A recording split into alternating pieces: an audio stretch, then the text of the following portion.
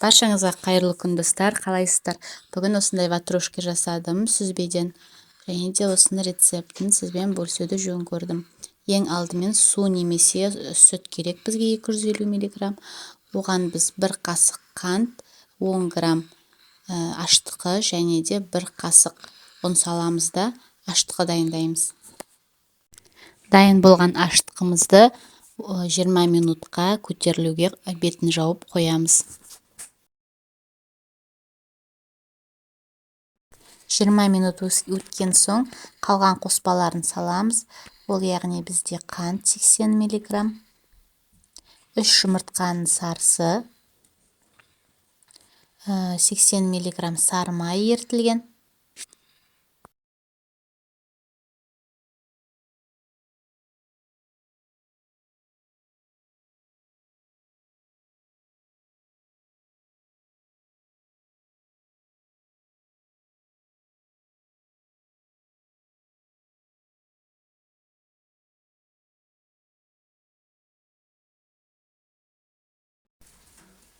және де шым тұз қосамыз.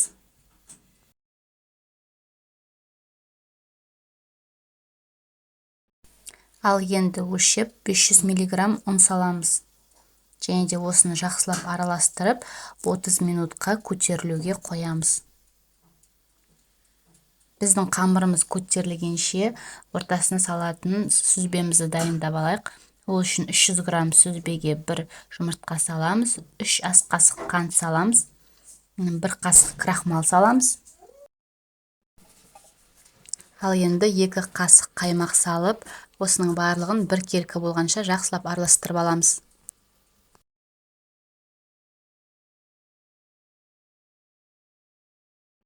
Жарты сағат уақытымыз өтті. Енді біздер мына қамырымызды кішкентай бөлшектерге бөліп аламыз.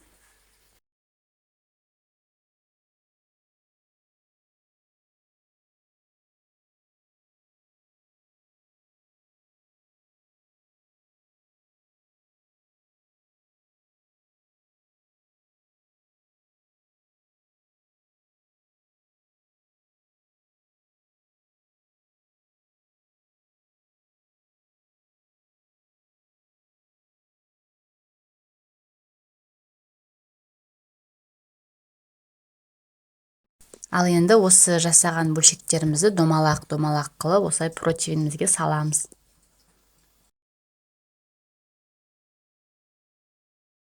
Дайын булочкамызды 5 минутқа отлёшкеге қоя тұрамыз.